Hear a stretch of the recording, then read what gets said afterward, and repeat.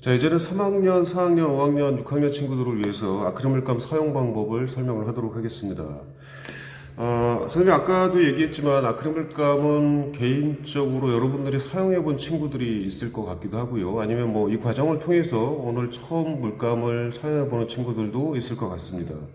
근데 이 아크릴 물감의 특성이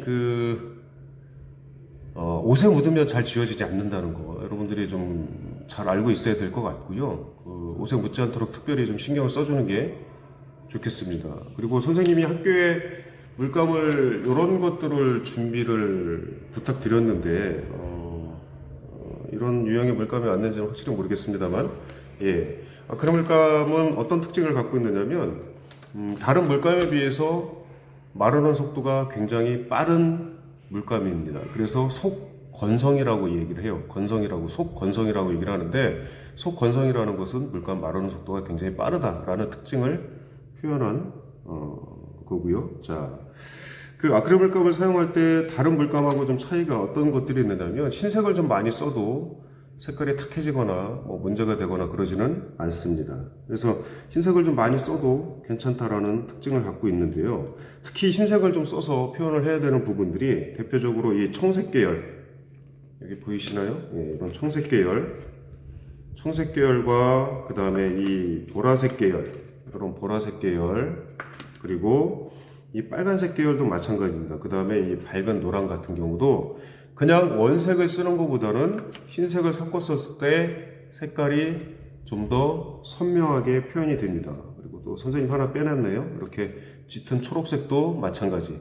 이 원색을 그냥 이 색깔 한 가지만 쓰는 것보다는 흰색을 섞어서 썼을 때 좀 더 색상이 선명하게 표현이 된다라는 것을 알고 있는 게 좋겠습니다. 자, 선생님이 다시 한번 얘기하지만 파란색 계열, 그 다음에 보라색 계열, 그리고 초록색 계열에서 이 짙은 초록색, 그 다음에 노란색 계열에서 이 밝은 노란색 같은 경우는 그냥 원색을 쓰는 것보다 흰색을 같이 섞었을 때 효과를 볼 수 있다라는 얘기입니다. 자, 여러분들이 이제 채색하기에 앞서서 사용되어질 붓, 지금 이런 형태, 이 형태가 지금 납작 붓이죠. 그 다음에 이런 형태의 붓이 둥근 붓입니다. 털이 납작하게 생겼고 또 이 털 모양이 둥글게 생겼다고 해서 납작붓, 둥근붓이라고 표현을 하는데요. 우리가 이런 면적의 색깔을 칠할 때에는 둥근 붓을 쓰는 것보다 이렇게 납작붓을 쓰는 것이 훨씬 더 효과적입니다. 그래서 둥근 붓은 사용하지 않도록 하겠습니다. 납작붓이 없을 때는 부득이하게 둥근 붓을 사용을 하는 게 맞겠지만 납작붓이 1인당 한 개씩 쓸 수 있는 정도면 굳이 둥근 붓을 쓸 필요가 없다라는 얘기고요. 물감은 이 종이 팔레트에 짜서 쓰도록 하겠습니다. 이 종이 팔레트도 선생님이 학교에 부탁을 해놨기 때문에 아마 여러분들이 그냥 한 장씩 이렇게 뜯어서 쓰면 될 것 같고요. 다 쓴 종이 팔레트는 그냥 잘 접어서 쓰레기통에 버려주시면 됩니다. 자, 그리고 선생님이 물감을 채색하는 방법 설명을 하고요. 그 다음에 붓을 세척하는 방법 이어서 설명을 하도록 하겠습니다. 선생님이 준비한 물감 간단하게 일단은 종이 팔레트 이렇게 짜보겠습니다. 여러분들이 아크릴 물감은 꼭 여러분들이 쓸 만큼 내가 쓸 양만큼만 팔레트에 짜는 게 좋겠죠. 왜냐면 이거 한번 짜놓으면은 한번 색깔을 칠하고 나서 다 버려야 되는 물감이에요. 이거 뭐 담을 수가 없고 그런 거니까 아깝죠. 또 값이 싼 게 아닙니다. 자, 핑크 계열의 색깔을 썼는데 원색을 쓰는 경우와 흰색을 섞어서 쓰는 경우 두 가지를 설명을 해보도록 하겠습니다. 일단 이 색깔을 선생님 직접 칠해보겠습니다. 이렇게 종이 팔레트에서 잘 개서 자, 여기서 지금 선생님이 물을 썼나요? 물은 한 번도 쓰질 않았습니다. 그냥 붓도 말라있는 상태, 그 다음에 물감을 바로 짠 상태에서 색깔을 칠해보겠습니다. 이 면적을 칠할 거예요. 이 면적을 칠하는데 아까 앞전에 설명했듯이 종이 테이프에 물감이 묻는 거는 관계가 없습니다. 하지만 이 물감이 양쪽 바깥 면적으로 넘어가는 거는 피해줘야 되겠죠. 그리고 또 한 가지 또 여러분들의 색깔 칠하면서 조심해야 될 건 뭐냐면 막 이렇게 칠하는 사람들이 있는데 절대 좋은 방법이 아닙니다. 골고루 펴 바른다 라는 기분으로 색깔을 칠하는 것이 나중에 깨끗하게 채색을 할 수 있는 방법이다 라는 것을 명심을 하고요. 그 다음에 여러분들이 한번 사용한 붓은 이렇게 물통에 있는 물에 깨끗이 세척을 하셔야 됩니다. 깨끗이 세척을 하고 다시 깨끗한 물에 세척을 하고 다시 깨끗한 물에 세척을 하는 것이 좋고요. 그 다음에 붓에 묻어있는 물기는 반드시 휴지나 아니면 못 쓰는 걸레로 이렇게 깨끗이 닦아두는 게 좋습니다. 휴지로 닦았을 때 이 아까 쓴 선생님이 핑크색 계열의 물감이 보이지 않을 정도로 깨끗이 닦는 것이 중요하고요.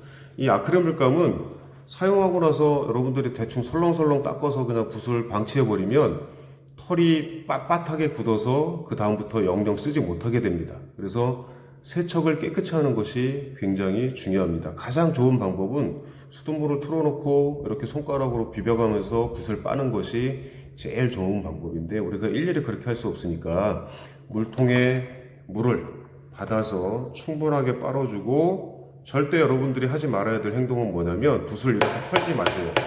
붓을 털면 붓에 묻어있던 물감, 물기 이런 것들이 앞사람, 옆사람 또는 작품에도 튀게 됩니다. 그래서 작품을 망치는 경우가 있으니까 절대로 이렇게 털지 않도록 합니다. 반드시 물은 어디에다 닦는다? 이렇게 휴지에다가 깨끗이 닦아서 다음 색깔을 섞어서 사용을 하면 되겠습니다. 자, 선생님이 이번에는 갈색 계열을 짜서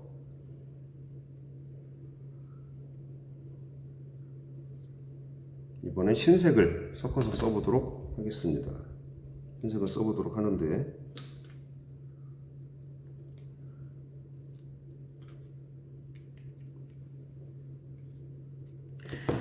자, 아까 얘기했죠? 이 붓은 지금 충분히 말라 있는 상태, 물기를 휴지로 좀 닦아낸 상태예요. 그리고 또 다시 선생님이 뭐 물을 묻히거나 그러진 않았습니다. 그러니까 물을 많이 쓰는 것은 바람직하지 않습니다.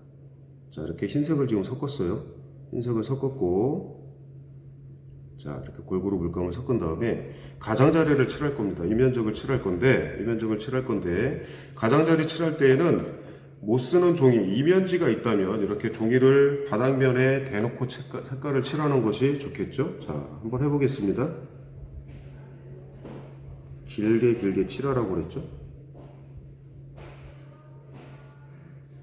자, 이렇게 색깔을 칠해주면 되는 겁니다. 그 다음에 마지막에 아까 선생님이 얘기한 것처럼 골고루 펴발르라는 얘기. 골고루 펴발르라는 얘기는 이렇게 붓질을 하면 채색이 훨씬 더 깨끗하게 된다는 얘기예요. 다시 한번 얘기하지만 절대 이런 식으로 색깔을 칠하면 곤란하다라는 얘기입니다. 붓도 망가지고 색깔을 칠한 표면도 보기가 굉장히 안 좋습니다. 그래서 골고루 펴발라서 작품을 잘 마무리할 수 있도록 하고요.